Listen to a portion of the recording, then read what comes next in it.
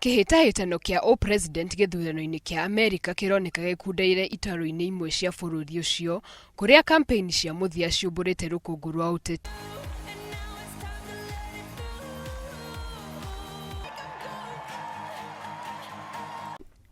Nyumba cia ateti eeri aria matongoretie kihitahitano-ini kiu nio Clinton na Trump moete mihari ya mbere kuhurira endwa ao marebe mahinda-ini maya itigaire mithenya ina tu mbere ya githurano.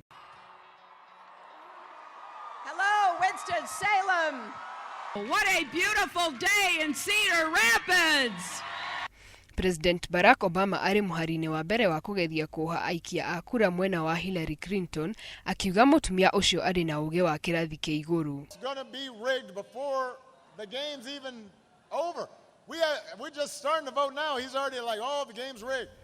Ona kuri uguo Clinton niokireirwo agikuruhanio na mathina ma ndwari na ciuria ikeyumiria hari uigeririki wake makiria thutha wa gukuruhanio na cira uria urathuthurio ni ruhonge rumwe kuu Amerika. Nake Trump uria wina miaka 70 niwe urarirukia federa ya kiama kia Republican na ni mwonjoria uratuika ni agite ngumo makiria gatagati ka mbeu njithi. I have a feeling that by the end of this evening I'm going to be blamed for everything that's ever happened. Why not? Why not? Yeah, why not? Kuringana na kura cia mawoni iria itafanitio ni kambuni ngurani cia ungania wa mawoni ma muingi wa Amerika, Hilary Clinton ari mbere ya Donald Trump na gatagati ga point 3 na 4.